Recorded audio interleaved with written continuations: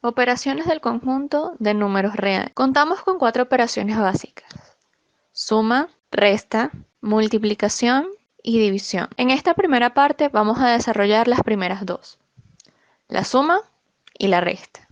En la suma nos topamos con 4 posibilidades: la suma de dos racionales, la suma de un racional y un irracional, y la suma de dos irracionales. Pero primero recordemos que un número racional es aquel que puede expresarse como una fracción y que cuyo resultado es un número de decimales infinito.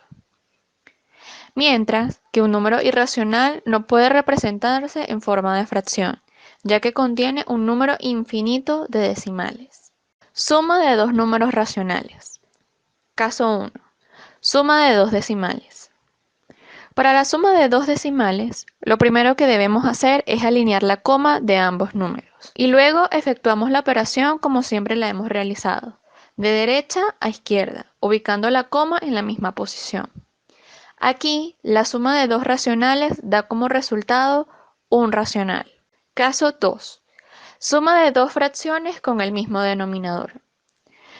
Para este caso, podemos aplicar dos métodos. El primero es el más directo, y en él colocamos el mismo denominador y sumamos los dos numeradores.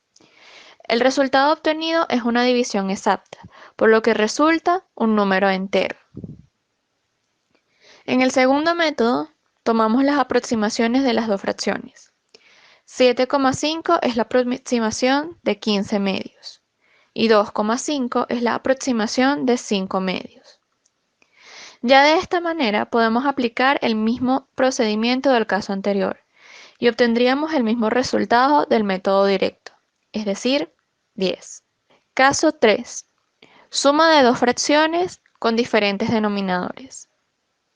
En el primer método, multiplicamos los denominadores de ambos números y en el numerador sumamos la multiplicación en cruz. Es decir, multiplicamos el numerador del primero por el denominador del segundo.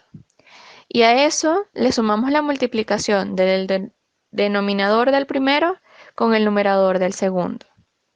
El resultado es un número racional, de decimales periódicos. Caso 4. Suma de un numerador fraccionario más un numerador decimal. En el método directo se realiza el mismo procedimiento que del caso 3, considerando que el denominador del término decimal es un 1. Suma de un racional más un irracional.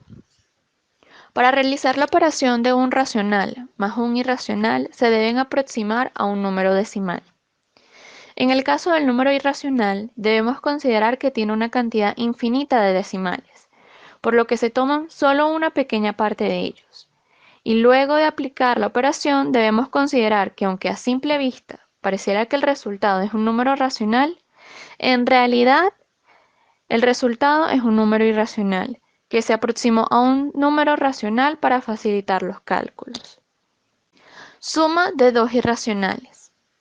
Igual que en el caso anterior, para realizar la operación de dos números irracionales, es necesario aproximar dichos números que contienen una cantidad infinita de decimales a un número racional con solo una pequeña representación de los mismos.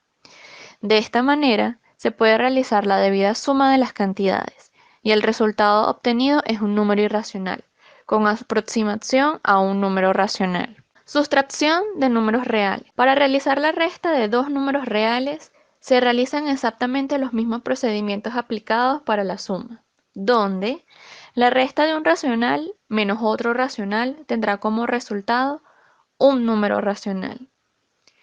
La resta de un racional menos un irracional tendrán como resultado un número irracional.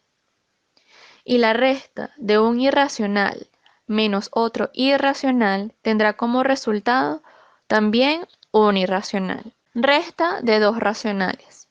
Como primer ejemplo tenemos la suma de dos fracciones de igual denominador, para lo que colocamos el mismo denominador, en este caso 2, y restamos los numeradores, es decir, 1 menos 5, teniendo como resultado menos 2. El segundo ejemplo es la resta de dos fracciones de diferentes denominadores, para lo que aplicamos la multiplicación en cruz, resultando finalmente un racional, 3,85.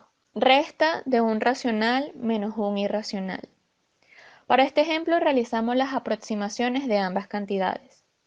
Realizamos la resta y el resultado obtenido debemos considerar que es un irracional, debido al origen de sus operadores. Finalmente tenemos la resta de dos irracionales, que al igual que el caso anterior aplicamos la operación y el resultado obtenido es un número irracional.